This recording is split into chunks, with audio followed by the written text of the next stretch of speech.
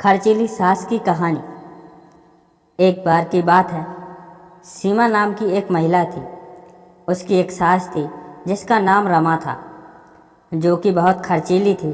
सीमा जहाँ बचत पर जोर देती थी, वहीं उसकी सास कोई बचत नहीं करती और बेफिजूल खर्च करती थी। एक बार सीमा ने अपनी सास को कुछ पैसे रखने के लिए दिए, जिसको वह अगले दिन बैंक में जमा करवाने वाली थी।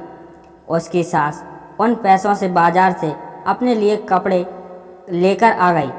अगले दिन जब सीमा ने अपनी सास से पैसे मांगे तो सास ने बताया वह तो उसने खर्च कर दिए।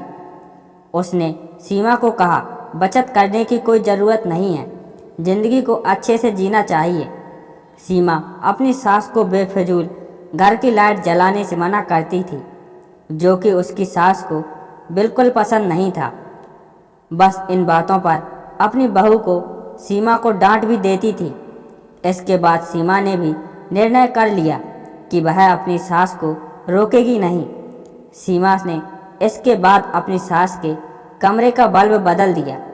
सास के पूछने पर सीमा ने कहा कि अब वह जितना चाहे उतनी लाइट जला सकती हैं। एक दिन सीमा की सास को पकौड़े खाने की इच्छा हुई।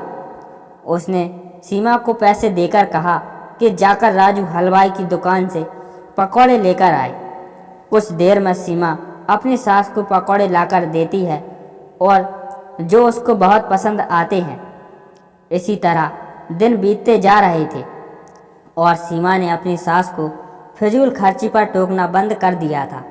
एक दिन सीमा की सास बीमार हो गई।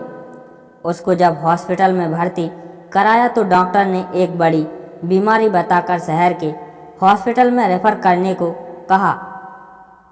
जब सीमा के पति ने डॉक्टर से इसका खर्चा पूछा तो डॉक्टर ने 2 लाख बताया।